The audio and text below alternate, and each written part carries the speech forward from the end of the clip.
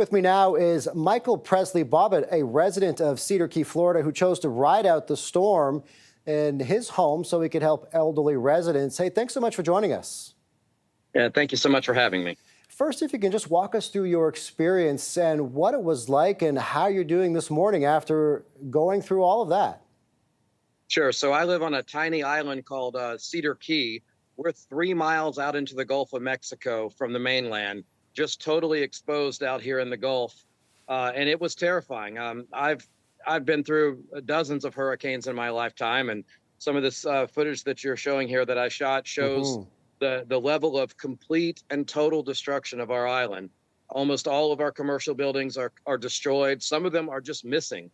A place where a building would be is now just an empty spot. Houses are not on the streets they should be on. Some streets have houses on them where there should be no house. The destruction is just biblical in nature. And for an island that I love so much, it was devastating to see this level of loss. The images are devastating to look at as well. These are the pictures. We're showing them right now that you have taken, I'm assuming nearby where you live. At times, of course, you said you've lived through many hurricanes. How does this compare? Put it in perspective. And at times, how terrified were you potentially for your own safety, your own life? So every other hurricane I've ever experienced was an afternoon shower compared to this storm. Wow. It was just an absolute leviathan coming to swallow up the island. The winds were above 100 miles an hour, but the storm surge is what was really terrifying.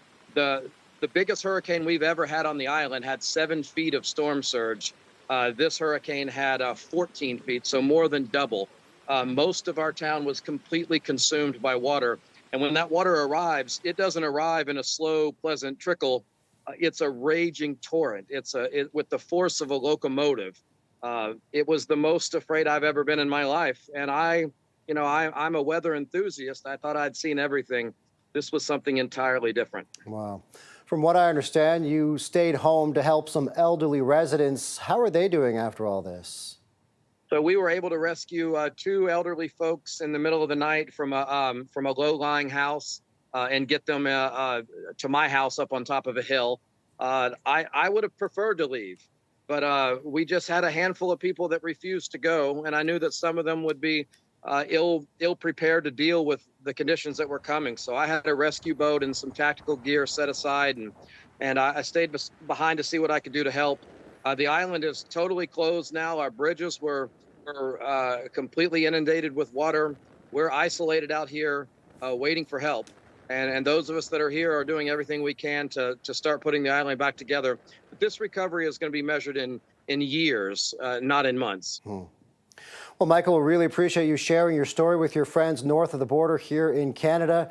Good luck to you on the recovery and all the best to you and your friends on that island in the recovery in the days, months, and as you said, potentially years ahead. Thanks so much for having me. Godspeed, Cedar Key. Appreciate your time.